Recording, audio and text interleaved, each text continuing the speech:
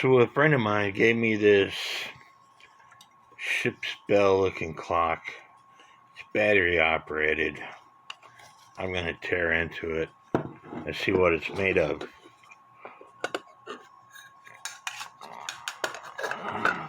Already took a couple of screws out of the face. I got one more screw right here to take out and take the hands off, of course. And I think that's how you get the movement out. I'm not really for sure.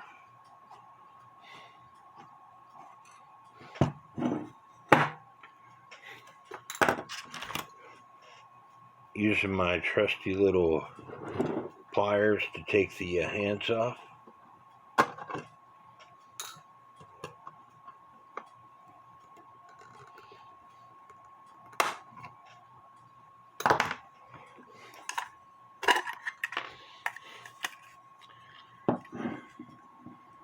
And it's battery operated, of course, and it's got all kinds of corrosion done to it. So I don't think this clock is worth messing with myself.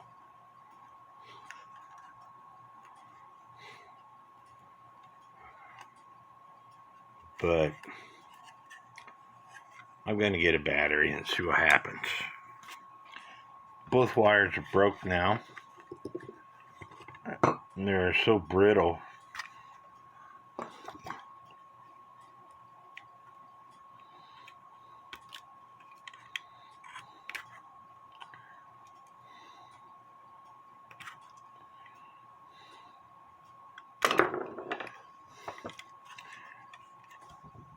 And not only are they brittle, but the case itself is all rusted.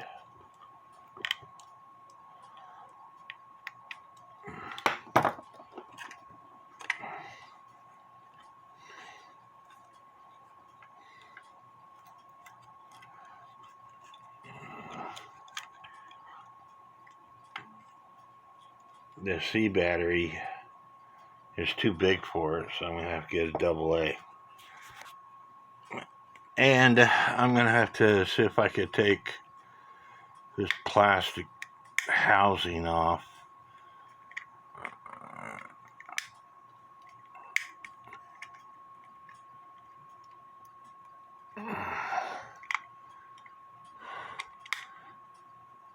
I think this clock needs to go in the trash myself.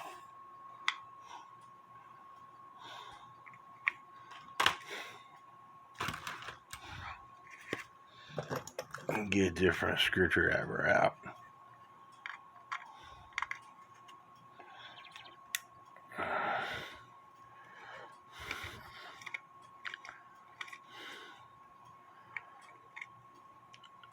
I think I'm wasting my time with this clock. I hate battery operated clocks.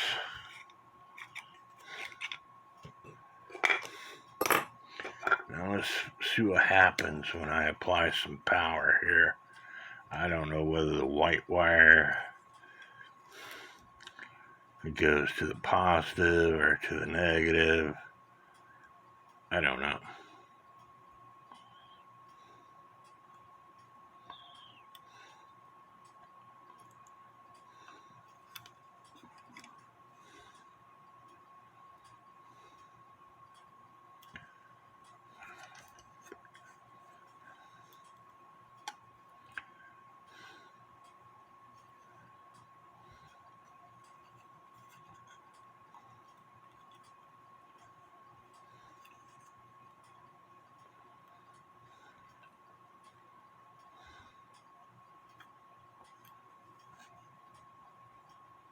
So far, nothing. And it might be because I don't have my wires cleaned up enough.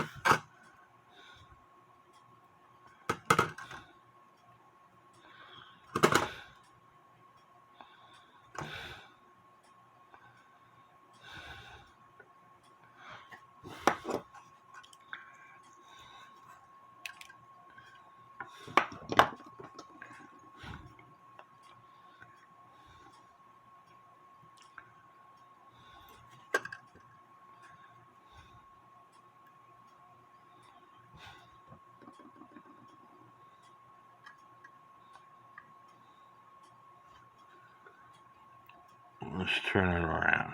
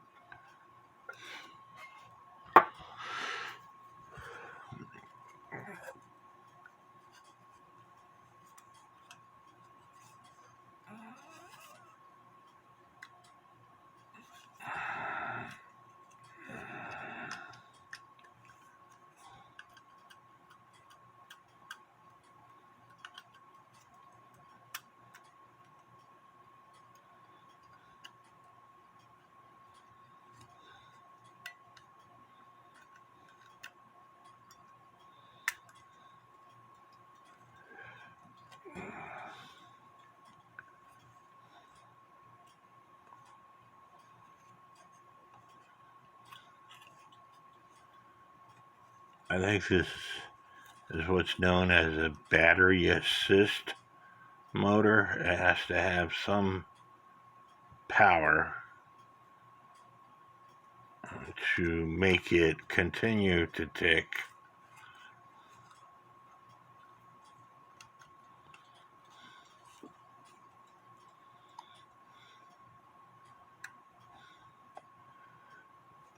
But this thing's all corroded.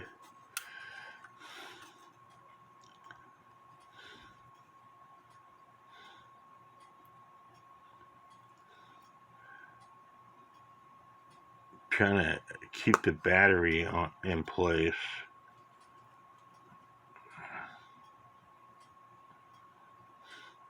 At least this one has an adjustment if the time is running too slow or too fast. It has this adjustment here. I have a battery operated clock up on my wall that doesn't have an adjustment. Maybe this battery's not any good. I'm going to try one more battery. Put another battery in, and it still don't work. You know, it's got all these diodes and stuff in it. The clock is really rusty. I don't think it's worth my time or anybody else's time to work on this thing. Trash bin it goes.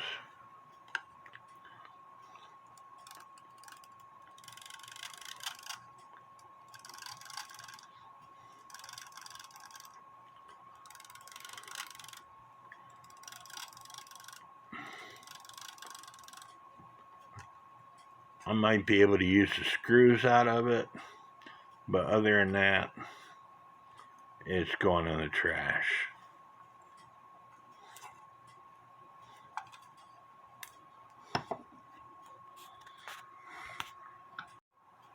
Nice dial.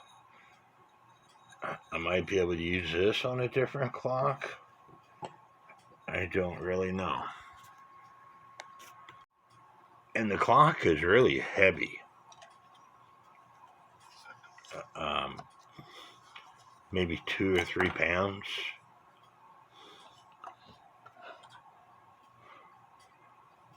Well, it couldn't have been a wind-up clock.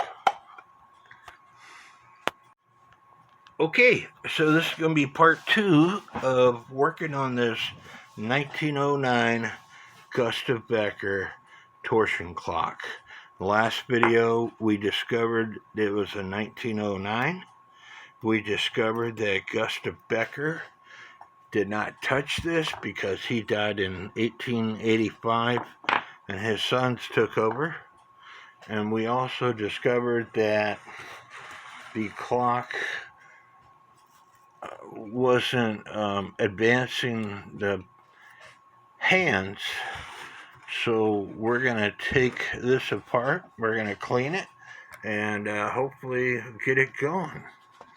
The first thing that we need to do is I need to put on some eyes. But the first thing that we need to do is take this tapered pin out and take the hands off.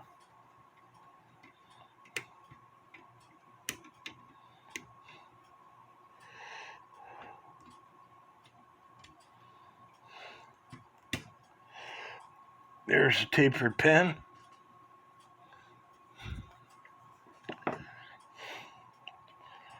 And I already took the suspension spring off. There's a minute hand, hour hand. Next thing that we need to do is remove the power. And if you do not have a letdown tool, you find a key that fits. You have a wooden down with a slot in it. And I also drilled a hole for different kinds of keys. And let me explain that to you real fast.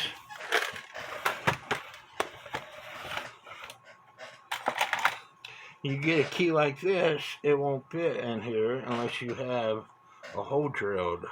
I need to drill my hole bigger on this one.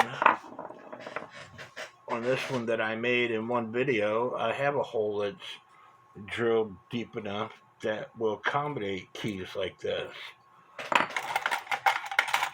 Or like this.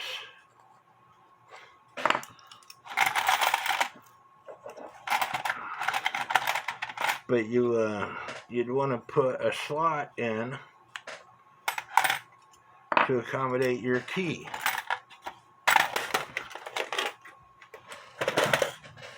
The next thing you want to do is put some pressure on that key and then move the click over.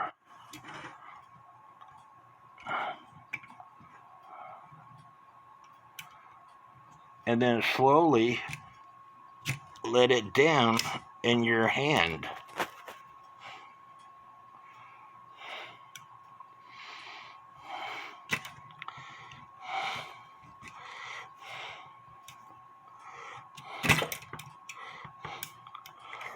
Now this is a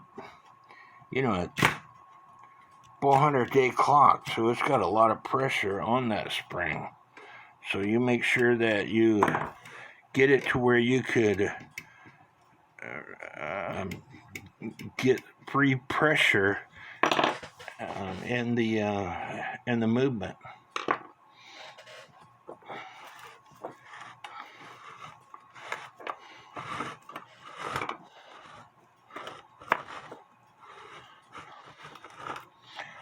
The next thing I want to do is remove the dial plate.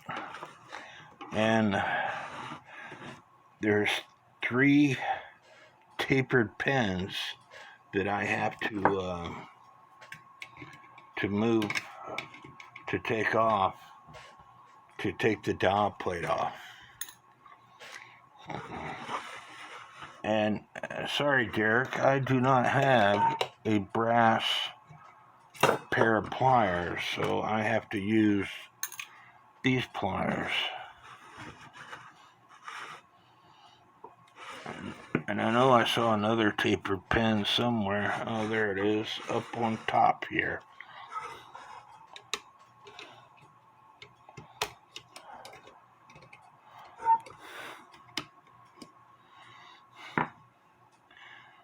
And once I get that out of the way, I should be able to remove the dial plate.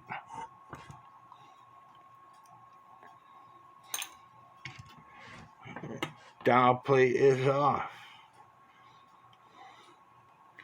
I'm going to set that to the side, and it has a porcelain dial on it.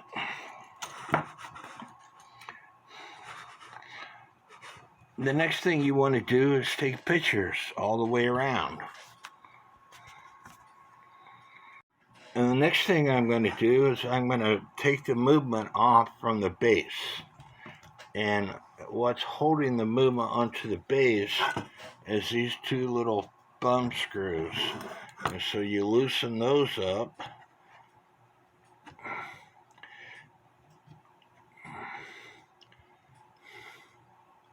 You take those off. And the reason why you want to take pictures all the way around is you want to be able to know how to put this thing back together. And if you haven't worked on that many of these clocks, it is best to take pictures all the way around. And again, I don't have a pair of brass pliers, so I'm using this cloth to loosen up this thumb screw because it's awful tight, and I don't want to mar up, bugger up, whatever, the thumb screw.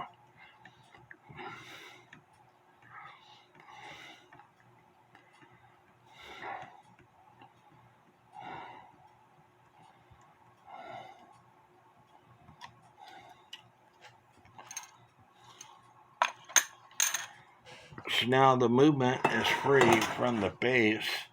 I can set that base to the side, and there's a taper pin on this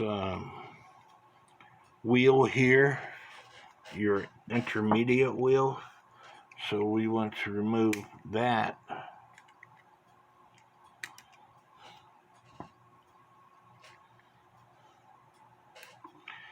My pliers are magnetic, and so things stick. So I take the intermediate wheel off, and I could take the hour wheel off, and this minute wheel will come off also.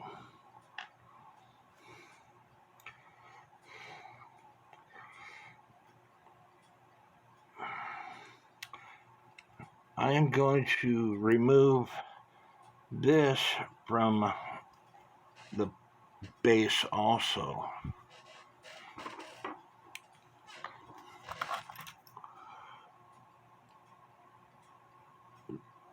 I don't want it damaged.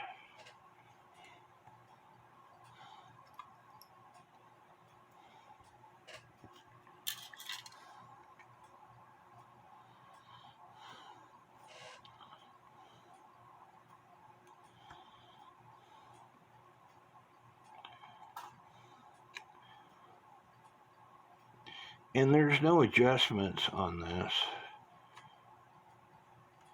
The screw holes are nice and round. The adjustment is right here. You loosen this thumb screw up and you move this to the left or to the right, and that will adjust the suspension spring to help you put it in beat.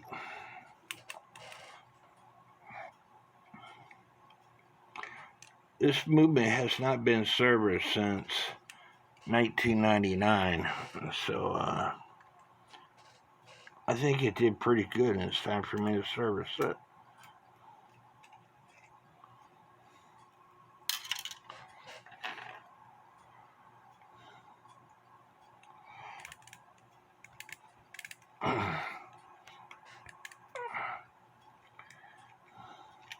Taking the click off.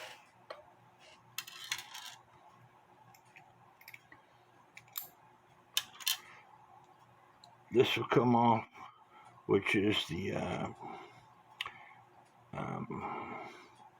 click wheel.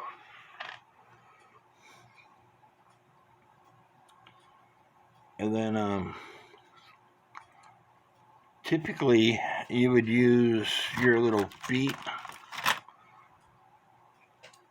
to put the movement, take the movement apart. And I'm going to try this. I don't want these little feet to damage my movement.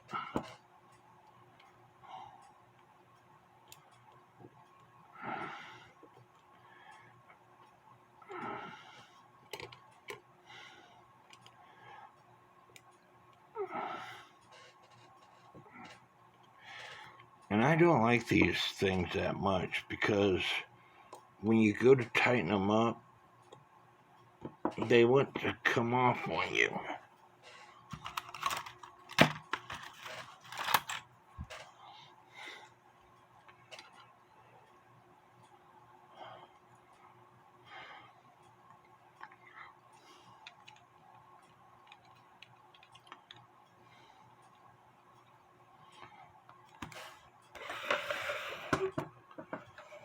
So now we have our feet on.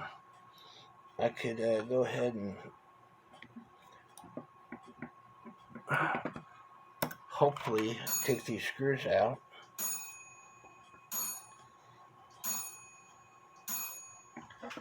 I get the right bit.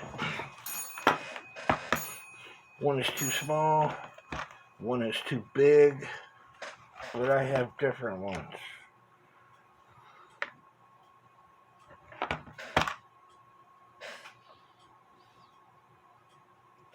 That one should work.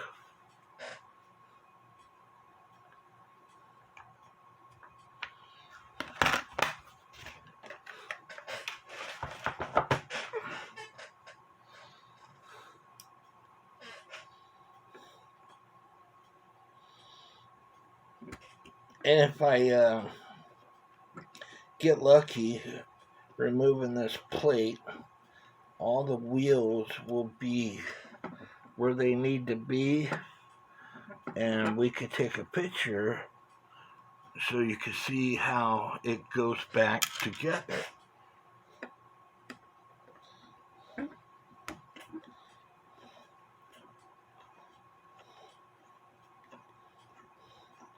I have my ultrasonic on.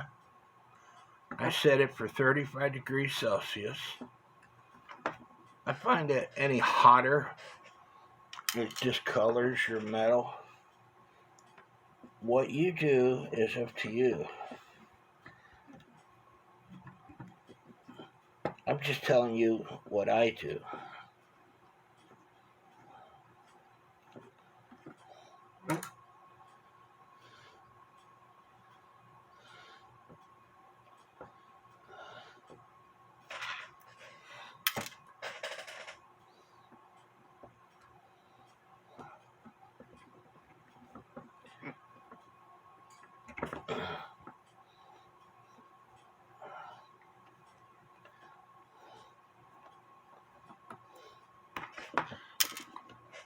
Now, hopefully, like I said, I could take this off without everything moving on us. So, here we go. We should take another picture of that. Hopefully you can see it. Here's the section that keeps moving on me. I have to tighten that up somehow. This piece right here, which goes on the escapement wheel.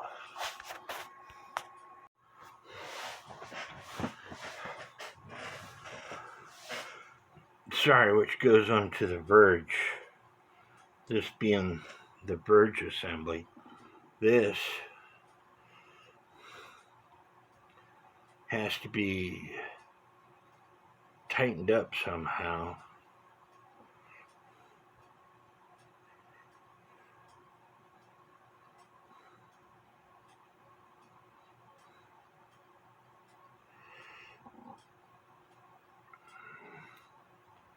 And I already forget which way it goes. I think it goes here.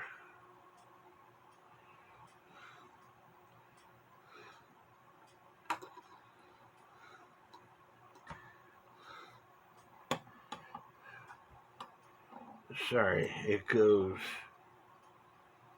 here.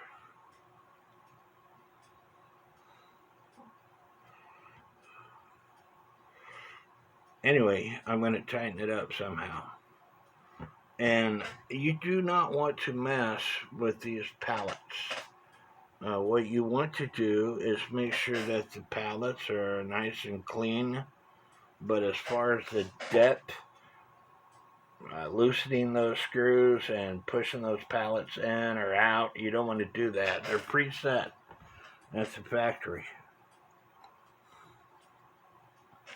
I'm looking for damage.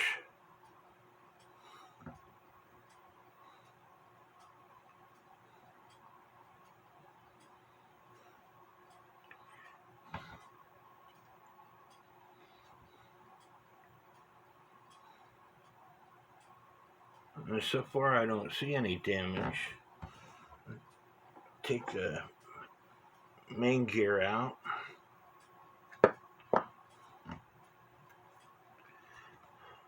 This is the minute wheel with center arbor. I'm looking for damage on it. Trying to figure out why my hands were stopping.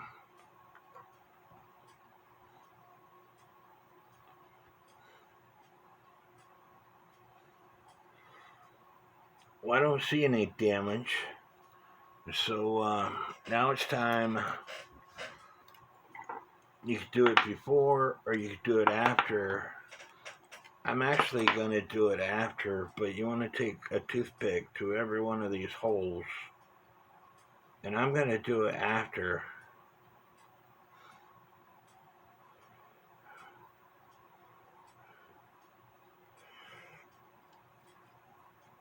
And you not only want to do this side, but you want to flip it around and do this side. I told you before, a dishwasher, an ultrasonic cleaner is like a dishwasher. And it's not gonna get the hard to reach spots, such as these pivot holes. And I normally do it afterwards, but I'm here, so I might do it afterwards also. And you also do not want to change this. This is preset, this screw. That's for your Burge assembly.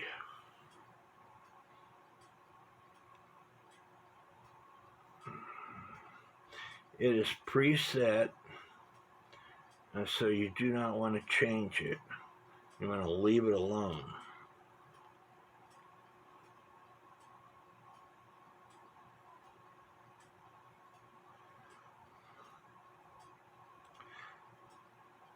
Now, I guess if you're having issues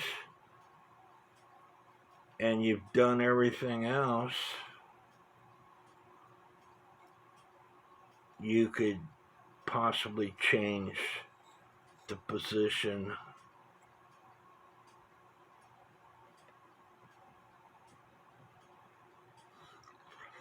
of this screw. But other than that, I wouldn't mess with it. Anyway, I'm going to put the stuff in my ultrasonic cleaner. I'm going to put it in for about 5 minutes or so and look at it. And I might put it in for another 5 minutes or so. And then I'm going to rinse it off twice with just standard water. And then I'm going to dip it in rubbing alcohol to disseminate that water. And then I'm going to put it in my ice cream bucket that has all those holes on it and turn on my hairdryer for low for about 5 minutes. So we'll get back to you. Here's my ice cream bucket full of holes that I put my parts in. Now, I've talked about this before. This is called pith wood. It's a really soft wood. It's used by watchmakers, but it can also be used by people who repair clocks. What you do is you put your parts straight down in it, and it'll clean up the parts for you.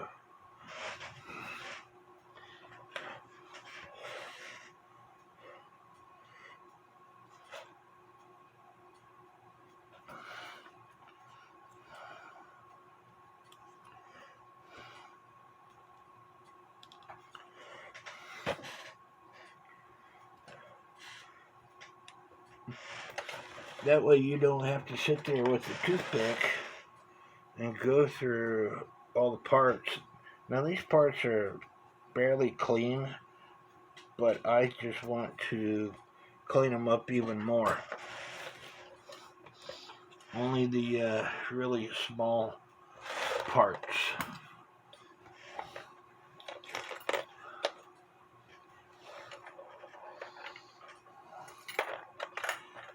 And I think I got those all cleaned up. So I'm going to put them back in my bucket for the time being, along with the pith wood. And we're going to talk about this barrel spring. How do you get this spring out? To me, this is the easiest way. Now, you can take a pair of pliers or whatever and tap on this.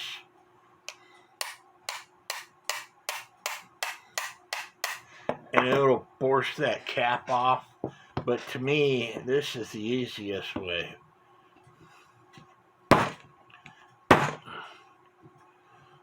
For the most part,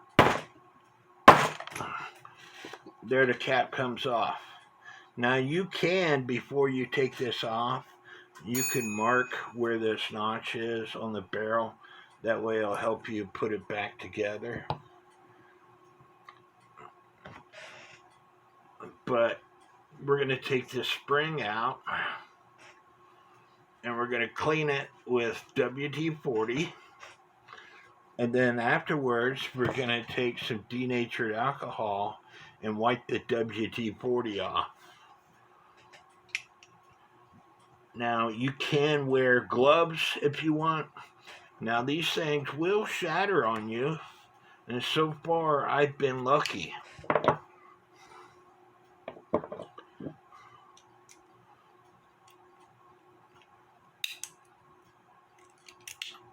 Take the part that catches the spring. Now you want to make sure that you pay attention to how the spring goes in. That way you can know how to put this part back on, because this is what catches the inside loop of the spring. Now I'm going to take a pair of pliers and I'm going to pull this out some, just so I can get a hold of it.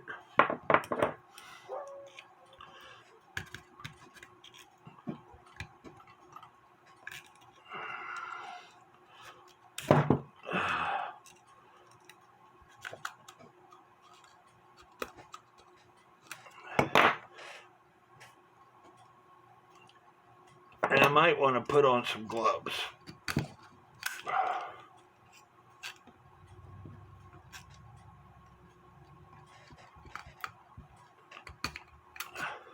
With a 400-day clock, this thing is really oily. With a 400-day clock, there's a lot of spring inside this small barrel. So I'm going to put on some gloves before I continue. I could only find one glove, so hopefully I can do this with just one glove.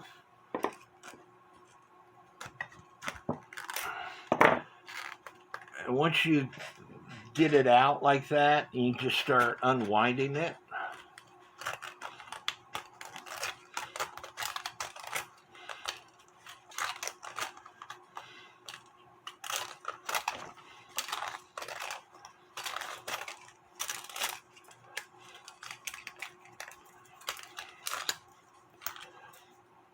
And then it's connected with inside the barrel, so you have to unconnect it. And there we go. It's full of oil. So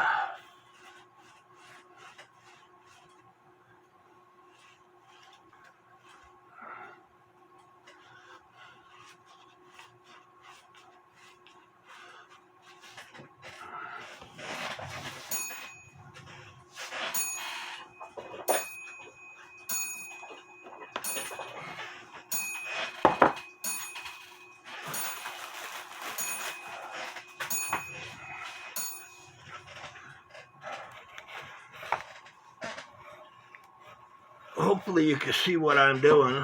I'm going to put a little bit of WD-40 on this rag. And then just go through and clean off all the oil and rust and what have you.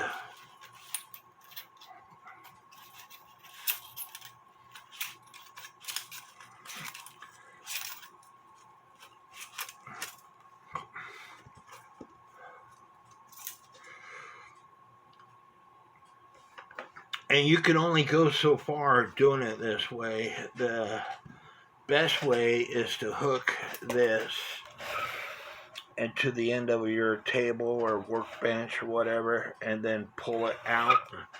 But looking at this spring, it looks like it's in really good shape.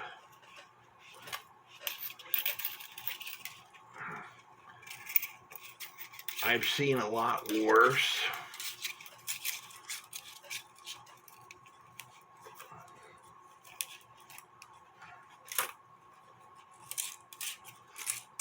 So I'm only going to go so far, and then I'm going to dip it in my denatured alcohol to clean the WD-40 off. Because if you look at this, it's a lubricant, protects against rust, corrosion, penetrates, but it will continue to eat away your stuff, so you need to clean the WD-40 off. So that's what I'm going to do now with denatured alcohol, and then I'll get back to you. And once you got it cleaned up to your satisfaction, putting it in is in reverse order. And again, I would suggest wearing protection, gloves, eye protection. And once you get this hooked to this little tab inside here, you should be able to see that tab. Once you get that hooked, you just beat it around. And getting it started is the hardest part, because you have to get it on that tab.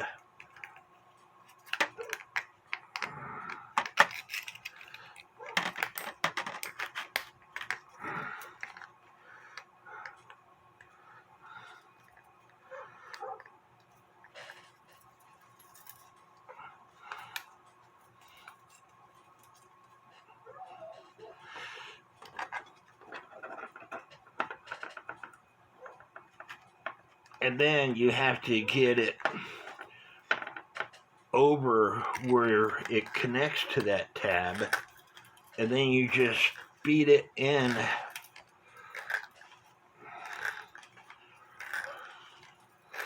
You don't have to worry about oiling it right now.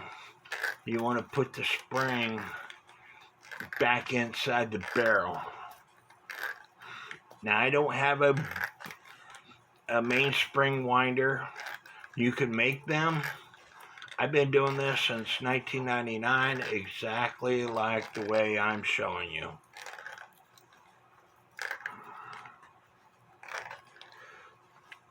If you do not take this spring out and you clean it, you could get part of your material that you use to clean it underneath the spring, and then you're going to have trouble putting the cap back on.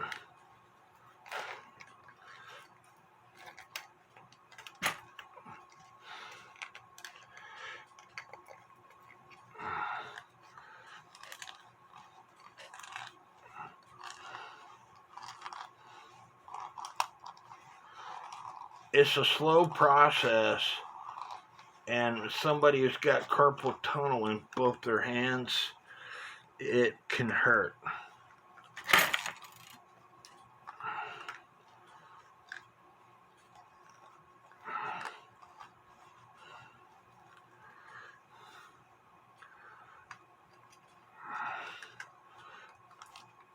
And if you have to rest, just rest. It'll be there when you're ready to get back to it.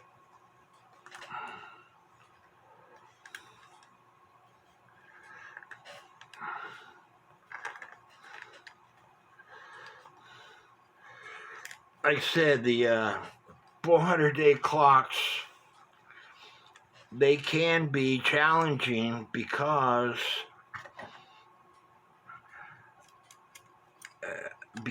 they there's a lot of spring for this little bitty barrel.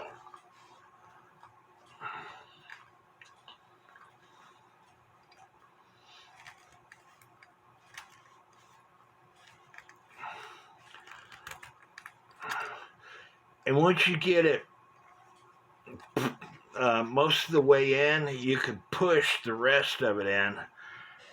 I just got to rest because my hands are hurting.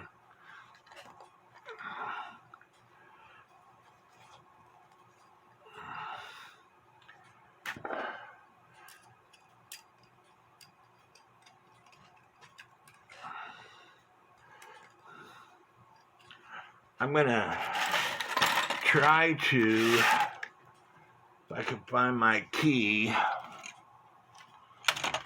wind the rest of it up to push it in.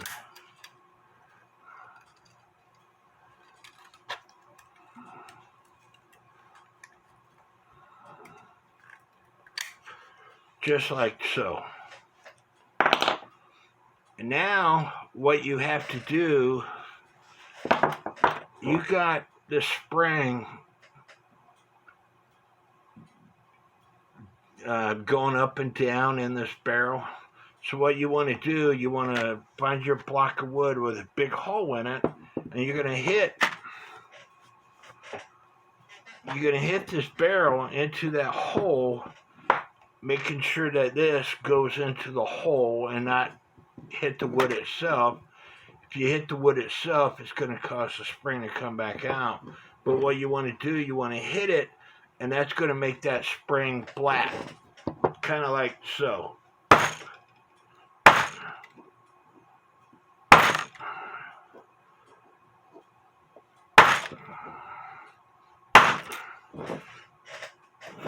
Now there's a ridge that goes all the way around this barrel. That's what that cap fits in.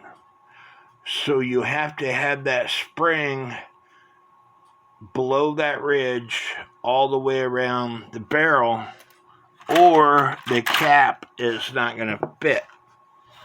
But before you put the cap on, now is a good time to oil the spring. Again, I use synthetic motor oil. 0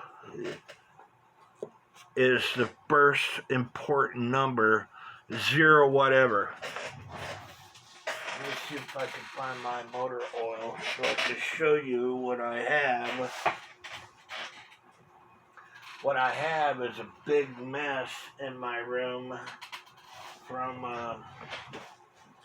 taking stuff down to see my friend. I see it. Stand by.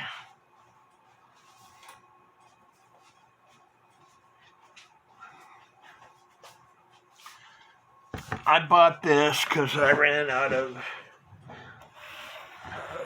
clock spring. Actually, what I did was I never did have the cap on my container here, and it spilt all over my desk. 0W-20 synthetic castor oil motor oil. Whatever kind you want to use, it's up to you, as long as it starts with a 0. And that will last you a lifetime if you're a hobbyist like me. Well, I guess it depends on how often you service your clocks. Using my clock oiler, which is a toothpick, I'm going to put some oil on the toothpick, and then I'm going to drop it onto the spring in 3 or 4 different spots. And as you wind it up, that oil is going to go where it needs to go.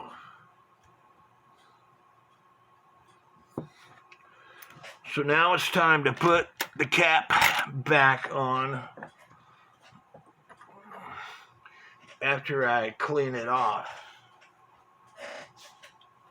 because it's got way too much oil on it.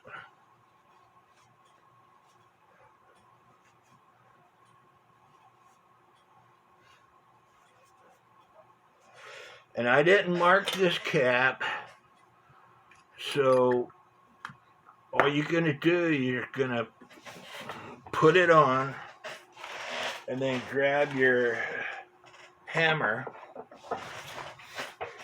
If you have a soft mallet hammer, that probably works better, but I'm going to put my oil up first. And then I'm going to show you what I'm doing. I'm putting the cap on, and then I'm going to tap the cap just in a couple different spots, and it should go down.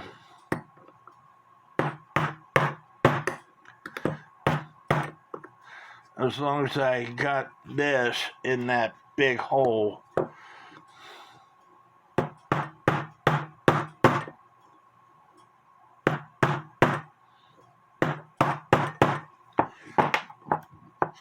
And there we go. One spring back in its barrel without any fancy tools.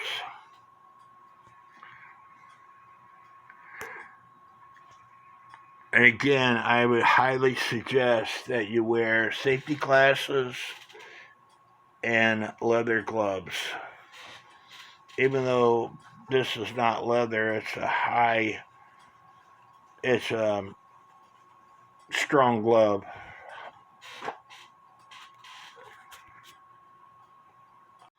Now I'm putting it all back together.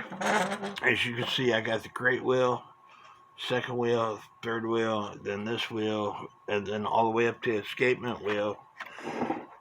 And I told you that this was loose. So putting this in my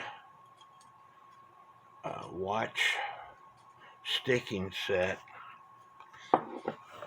and using a sticking set that bit over the shaft and putting it in the center,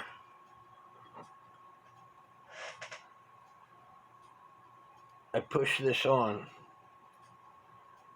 and it seems tight. Whether it's in the right spot or not to set the beat, I'm taking a guess.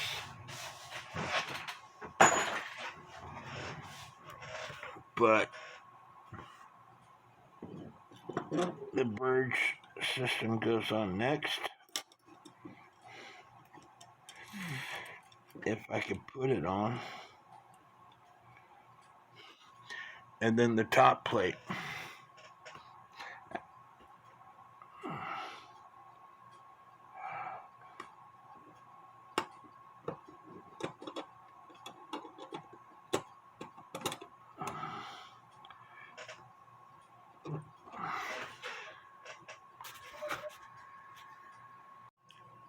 Now some of the screws were rusty, so I took my Dremel with this brass brush on it, because that's what I had in my Dremel, and I took care of some of the rust that goes on these screws that hold the plates together.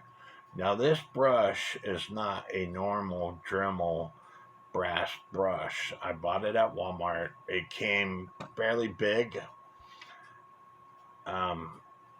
It fits in my Dremel. If you put the Dremel on too high of a speed, it's too high for it. Like I said, I don't believe it was made for a Dremel, but it works.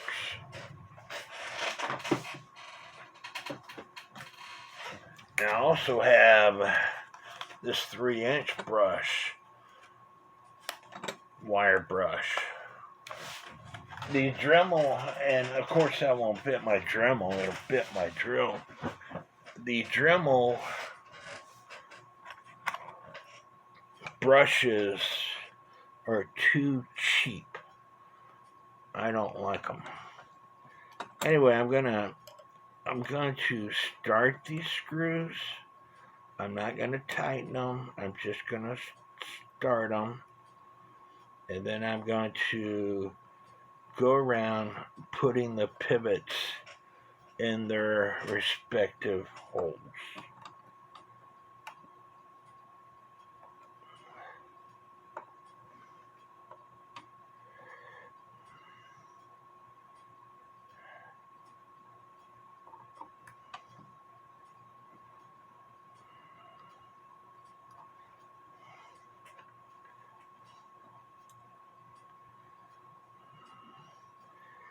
Now, how you put the pivots in the respective holes is totally up to you.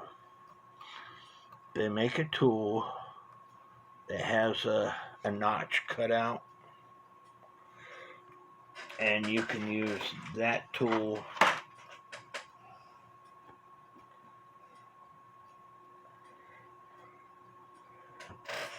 you can use a pair of tweezers. You can make a homemade tool, whatever you want to do.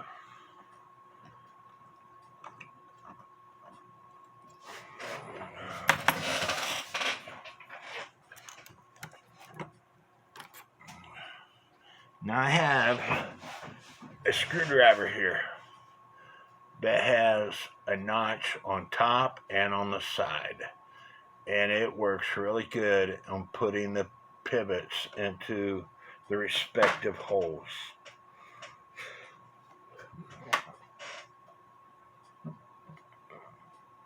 And you just want to start from the great wheel and work your way up the train.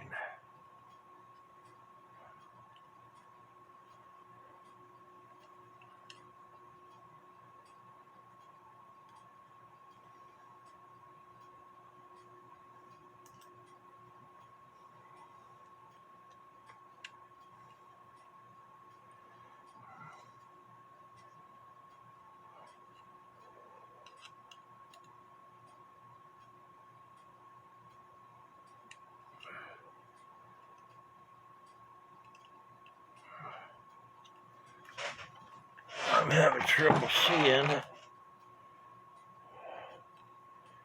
so we'll get some eyes on the situation.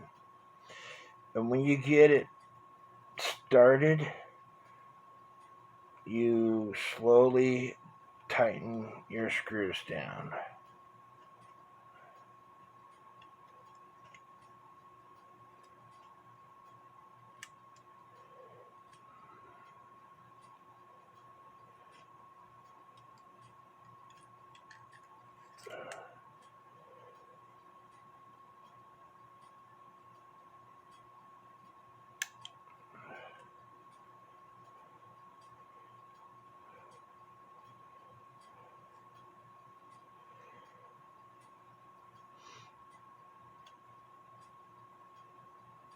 And if you tighten your screws down too much and you can't move the pivots, loosen your screws up. And once you get the last one in, it should all just snap into place.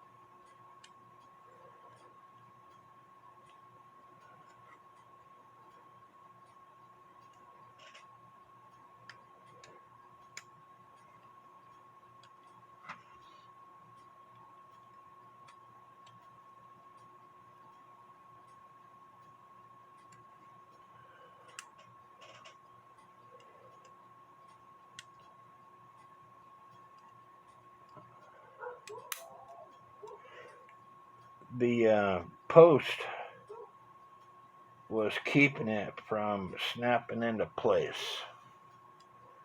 And now it's all in. So I'm going to lightly tighten the screws down and recheck every pivot to make sure it has in shake.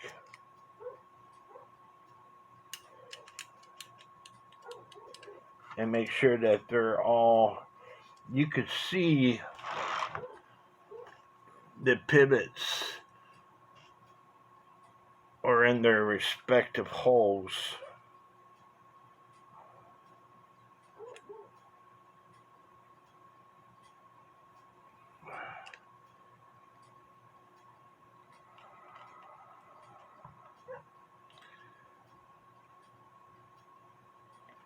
So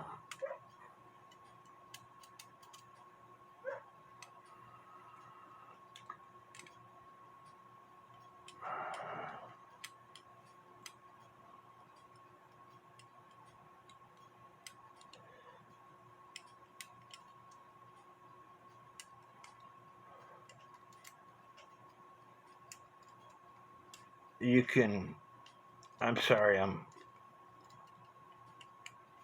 listening to my dog. Well, not my dog. I don't have a dog. My daughter's dog. There was somebody at my house earlier.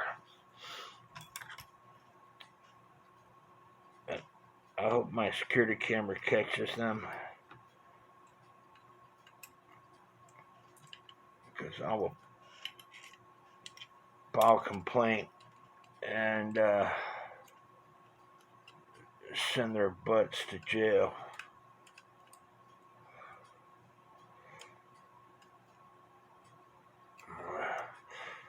Now I can take these off.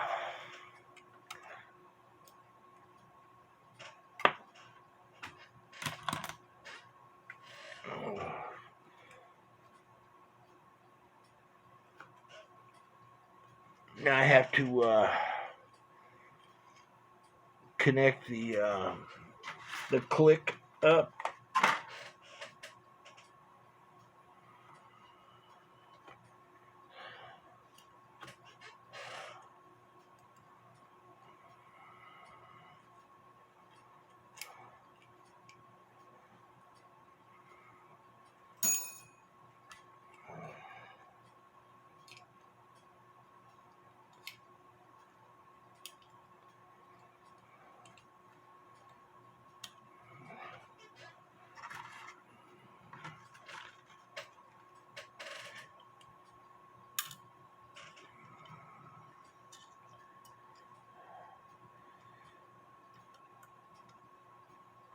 And I need to look at my pictures because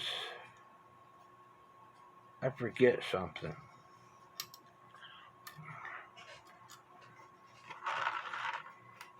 Because my mind is not on this repairing this clock. It's on who was at my property earlier.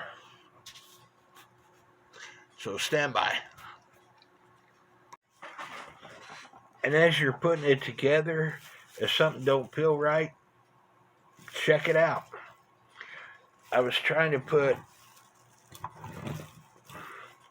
the screw that goes into this keeper right here for the great wheel, and it was too long. And so I end up taking all the other screws out of the plates to see which one I put in that was too short, and it just happened to be the very last screw that I took out. But now I got the right screws in the plates.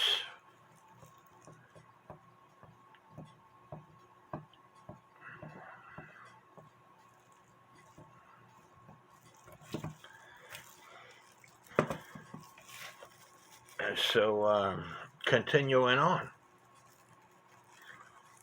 You know, like I said, I don't do this every day. I work on cuckoo clocks a lot.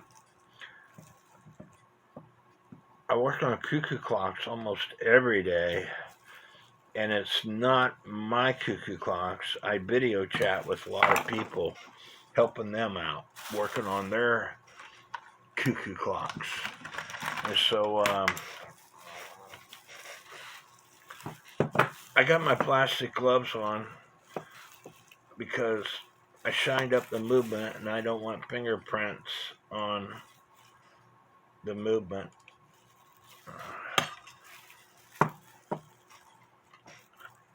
What I'm going to do now is put some power to it.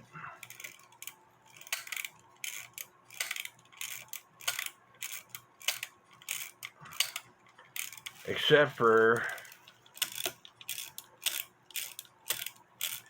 I didn't check the winding stem to make sure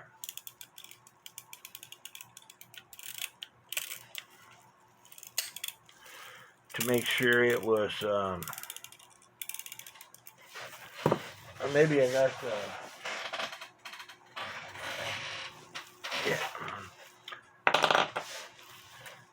I got the click wheel on wrong. That's what pictures are for. You know, like I was telling you, there's somebody who came over to my property earlier, and my daughter's dog is still barking.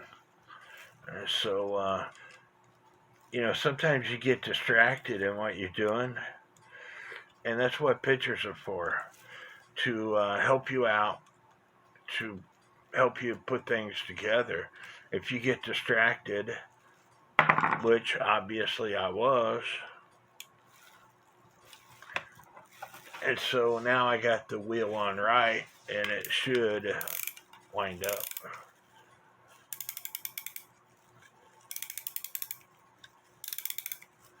So I want to see now when I move this back and forth, the escapement wheel is moving back and forth. Before I go any further, before I put any more parts on, I have to oil all the pivot holes.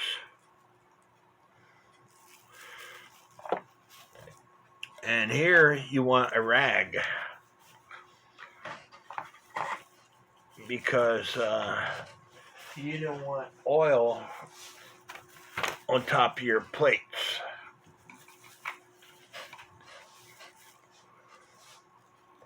Now let me get out a new toothpick, because I want the very tip of the toothpick to be my oil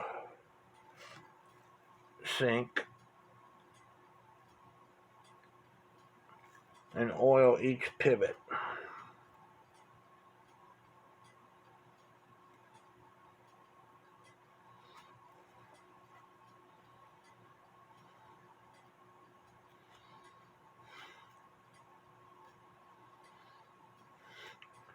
Now you could buy the fancy oilers, but you don't need to. You can use a piece of wire that you take and smash the very end of it. And if you look at some of the oilers, that's what they are. They're a piece of wire that is smashed at the end. I like using a toothpick because the wood grabs a hold of the oil, and I can disseminate the oil wherever I want.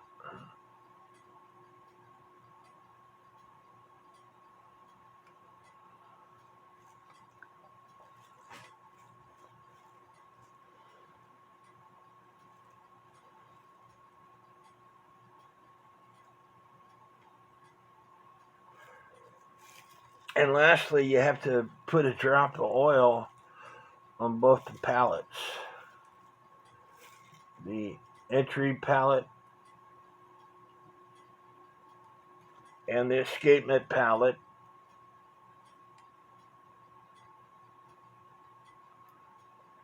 And after you got that drop of oil on, you just rock it back and forth so it disseminates the oil along the escapement wheel.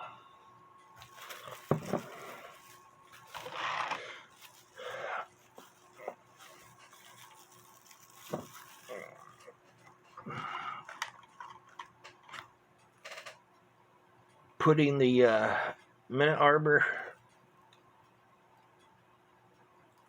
down, the hour pipe down, but I have to put the intermediate wheel on first before I put all the other stuff on.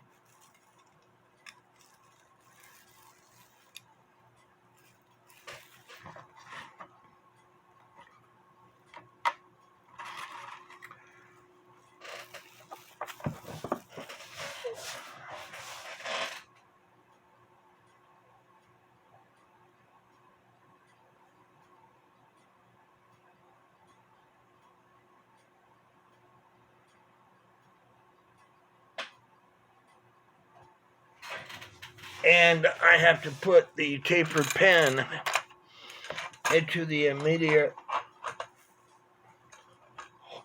wheel hole. So I have to find that tapered pen that goes in there. Get rid of my oil again. Now you could put a drop of oil onto this wheel arbor if you want.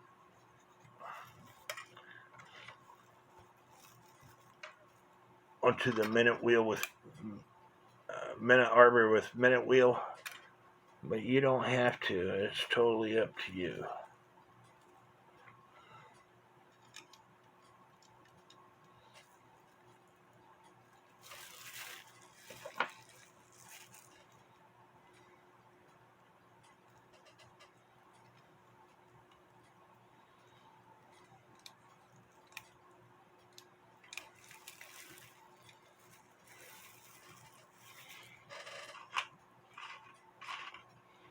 I'm looking for my tapered pen.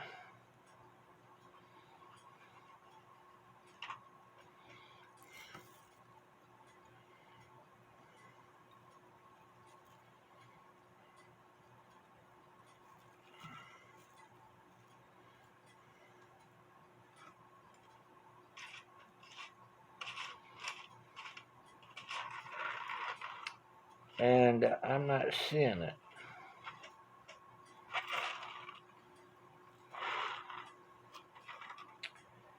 It might have got into the ultrasonic cleaner.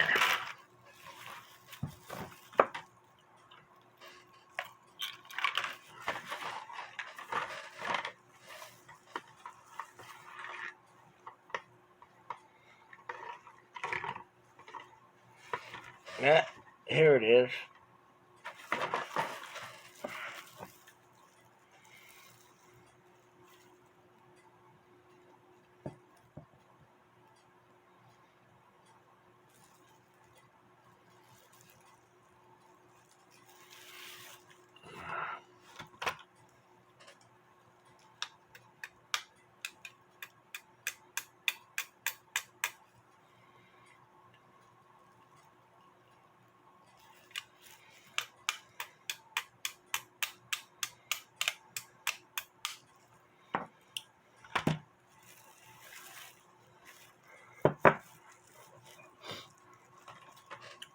Next step is to put this piece back on.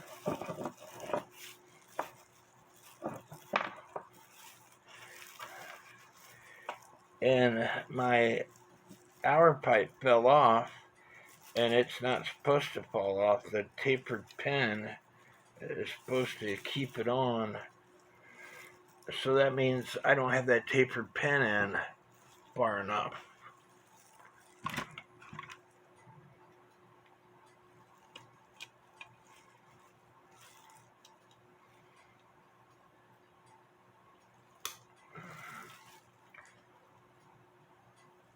And it just broke.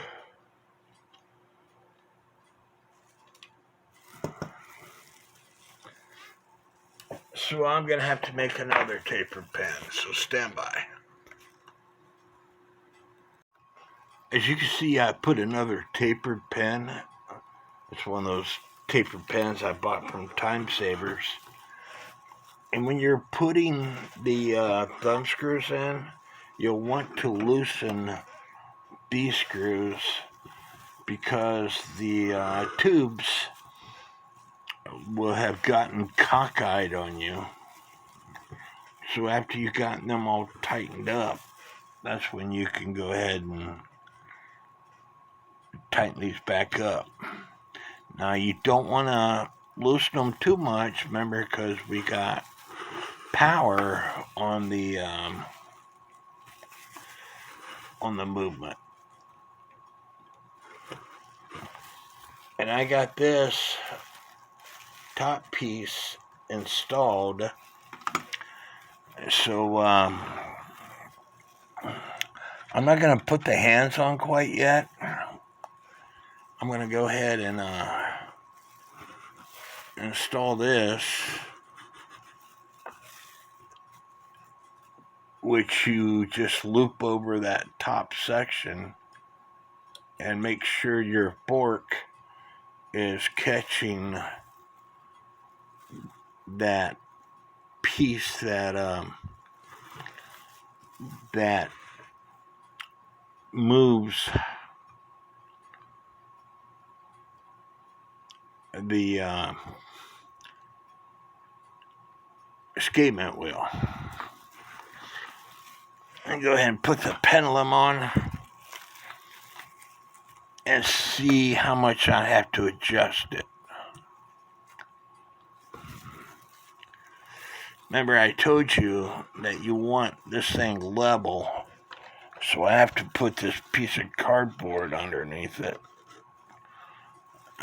to make sure that spring is pretty well in between these posts. I'll let it quit dying down there.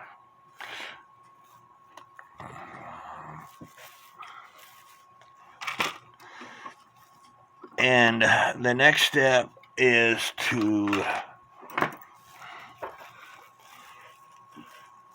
loosen this thumb screw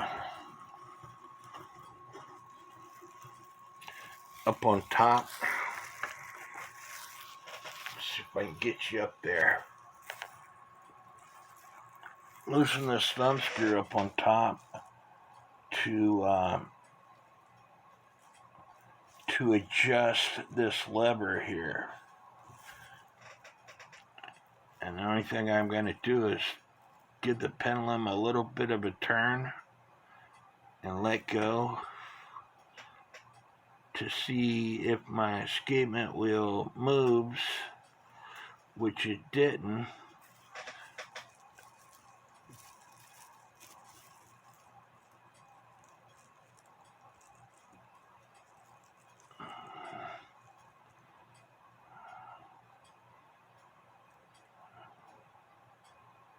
It did that time.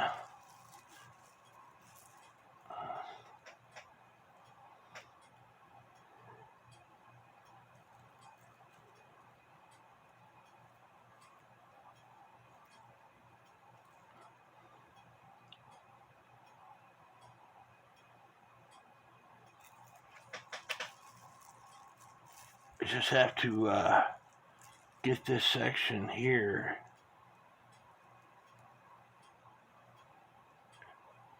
and beat.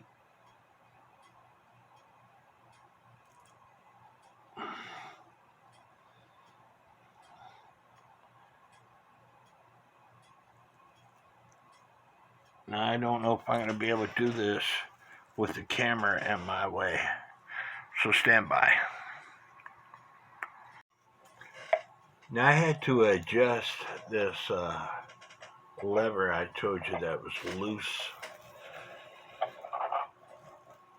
because I couldn't get this in adjustment. So what we're looking for is that blue tape was the pendulum ball that was closest to me. And when you hear the click, you want a little extra to turn around. You want the same distance on each side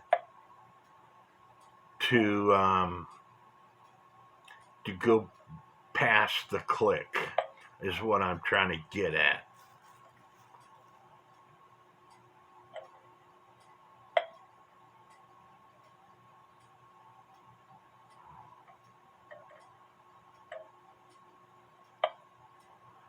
And if you could get that, then your clock is in beat. It takes that little extra oomph to make the pendulum continue swinging, just like in a cuckoo clock. I tell you that by separating the foot, it allows the extra oomph to hit the pendulum leader wire to go back and forth. It's the same way with this anniversary torsion clocks. You want the pendulum to swing basically the same amount past the click on each side. In this particular clock, the way you adjust it is this part right here. You loosen up this, and then you move this dial till you get that even beat. But like I said, I couldn't adjust it because that arm, I can't think of the name that you call it, that's on the Burge assembly that the fork catches to make it swing back and forth. It was not adjusted properly. I told you it was loose to start with in the last video. And the main thing about these clocks is you need to put them somewhere that you're not going to bump them, you're not going to bump the table, to make sure they stay in beat. If the pendulum continues to swing for, let's say, an hour, you should be good to go after that.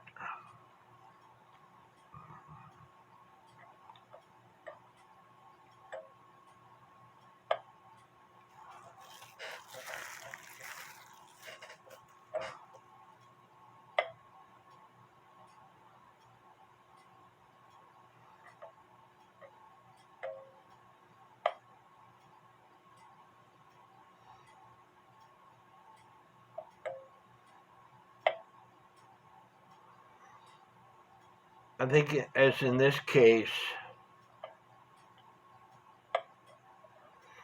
I think it needs a little bit more adjustment because it's still rotating more on this side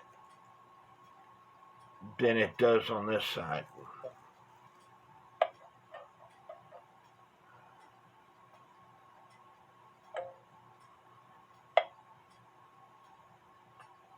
But we're getting there.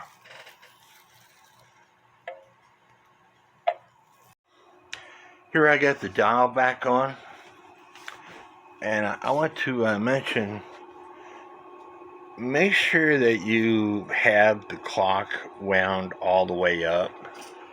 You'd be surprised at how many times you sit there and try to figure things out, and come to find out the clock isn't wound up.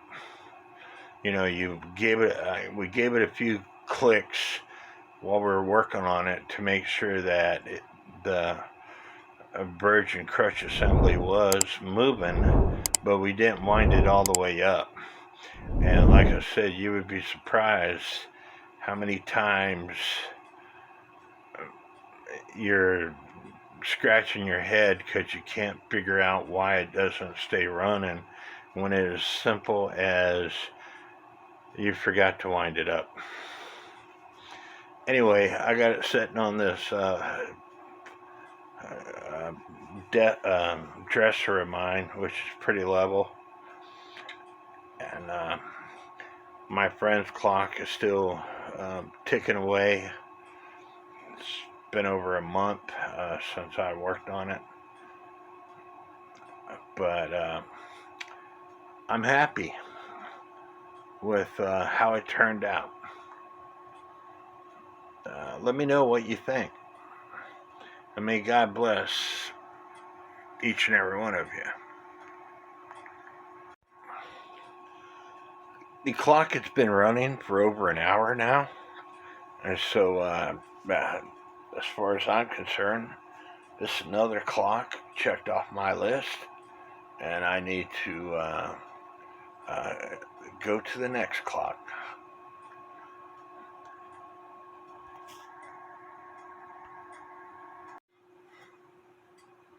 I hope y'all enjoyed this video series of me working on this 1909 Gustav Becker torsion clock. Again, according to the Horologer 400-day repair guide, the clock could have a disc pendulum or a 4-ball pendulum. Unfortunately, mine has a 4-ball pendulum. I'd rather have a disc pendulum. But I hope y'all enjoyed this. Again, I'm not the expert. Torsion Derek is my group expert. He does this for a living. If you have a question, or even if you don't have a question, you should subscribe to Derek's YouTube channel. Support him. Show him that you are pleased with what he is doing. You know, a lot of clock people who repair clocks for a living do not want to show you how to service a clock. Derek is kind enough to show you how to change out the suspension spring, how to get a clock in beat, how to make stuff. And so please support his channel by hitting the subscribe button. And again, I will leave his YouTube channel in the description of this video. And I will leave a link at the end of this video to his YouTube channel. Please subscribe to his channel. And I hope you learned things. I've got several other torsion / anniversary clocks that I need to work on. I bought one clock a few years ago, and I started working on it, and I get distracted easily. Ever since I turned 50, I have a hard time focusing. My ADD kicked in, ADHD, whatever you want to call it. I have a hard time focusing, and that's why I jump from clock to clock to clock to clock. So, anyway, please leave me comments. Don't forget to hit the subscribe to my YouTube channel so you can see more videos. It's free to do so. And so may God bless each and every one of you.